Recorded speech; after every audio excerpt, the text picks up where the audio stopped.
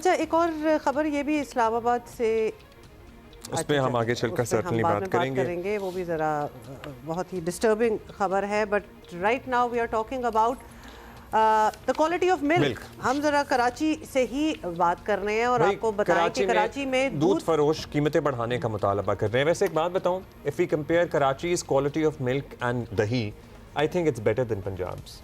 लेकिन अपेरेंटली वो भी गुड इनफ नहीं है, क्योंकि उसकी भी एक है। लेकिन अभी अपेरेंटली मयार पे ही हम बात करेंगे अभी जरा क्वालिटी की। और आपको भी हमें तो दही जमा हुआ होता है, हम तो उससे जज करते हैं। तो अंदर बदल गया ना, तो दही जम रहा है, वरना वो ढीला होता है। उसको तो एक्सपर्ट बता सकते हैं। खैर, अच्छा जी, कीमतें बढ़ाने का मुतालबा किया जा रहा है और वो भी 50 रुपए फी किलो। लेकिन खुले दूध के मयार का ये आलम है कि ये दूध ना सिर्फ इंसानी सेहत के लिए नुकसानदेह है, बल्कि पीने के काबिल भी नहीं है। और ये बात हम खुद से नहीं कह रहे, अब्दुल्ला आप भी सुन लें। इसका इंकशाफ बल्कि एतराफ़ अदालत में पेश की गई रिपोर्ट में किया गया है। सिंध हाई कोर्ट का आईनी बेंच दूध की कीमतों में इजाफे के खिलाफ दरख्वास्त पर समाअत कर रहा था और इस दौरान अदालती हुक्म पर मेंबर इंस्पेक्शन टीम ने दूध की क्वालिटी से मुतालिक रिपोर्ट पेश की। रिपोर्ट में बताया गया, नाउ लिसन टू दिस, कि शहर भर से दूध के दर्जनों नमूने लिए गए। लेबोरेटरी टेस्ट के बाद पता चला कि ये तमाम नमूने ना सिर्फ मुजरे सेहत हैं, बल्कि इंसानी इस्तेमाल के काबिल भी नहीं है, सारे के सारे। ये तो बड़ी टेंशन की बात है, बहुत टेंशन की बात है। ये खुले दूध की बात हो रही है।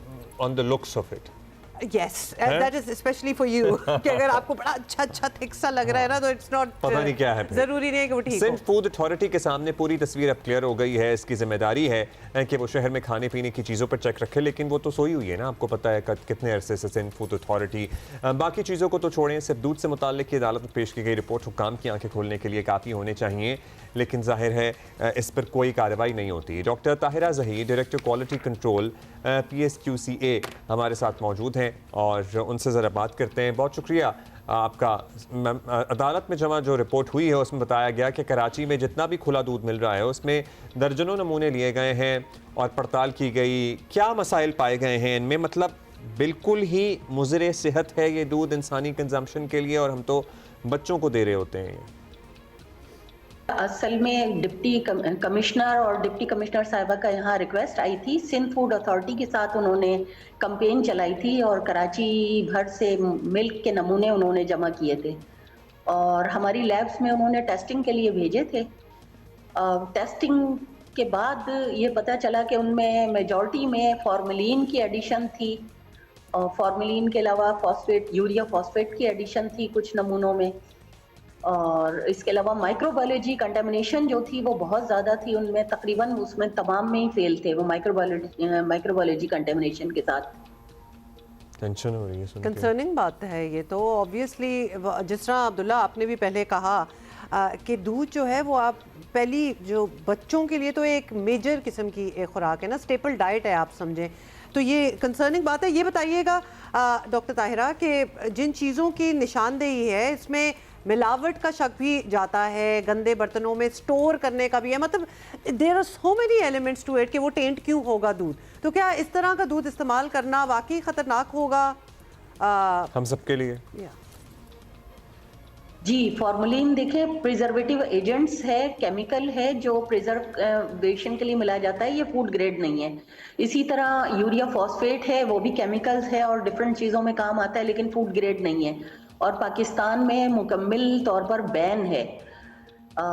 तो फूड में मिलावट करने से कार्सिनोजेनिक कंपाउंड्स हैं, ये कार्सिनोजेनिक्स हैं, गट्स हेल्थ को मुतासिर करते हैं और बहुत सारी बीमारियां जन्म लेती हैं। इसी तरह माइक्रोबायोलॉजिकल कंटेमिनेशन है, वो शायद पानी से मिलावट शुदा जो पानी मिलाया गया है वो इंतहाई गंदा है कि जिसमें उसमें इकोलाई और कोलीफॉर्म और ये बैक्टीरिया पाए गए। अच्छा डॉक्टर साहब, साथ हम ऑब्वियसली विजुअल्स भी दिखा रहे हैं, मतलब दूध में मिलावट हो या ना हो, लेकिन जो इर्द गिर्द हाइजीन कंडीशंस होती हैं ना और लैक ऑफ हाइजीन, जिस तरह दूध डाला जा रहा है, क्योंकि ओपन है ना, ओपन सोर्स है, खुला दूध है, थैलों में डाला जा रहा है, पता नहीं जो डाल रहे हैं उनके हाथ धुले हुए हैं नहीं धुले हुए, वो थैले कैसे हैं, वो कंटेनर्स कैसे हैं, ये सारी चीज़ें बहुत मैटर करती हैं। हाँ, और डॉक्टर साहब आपके पास कराची ही नहीं मुल्क भर से भी ऐसी चीज़ें आती होंगी टेस्टिंग के लिए, तो क्या बाकी शहरों में जो खुला दूध मिल रहा है, दस्तयाब है, वो भी ख़राब है? सब पूरे ही मुल्क में दूध मिल रहा है, उस सूरत हाल पे हमें तशवीश होनी चाहिए क्या?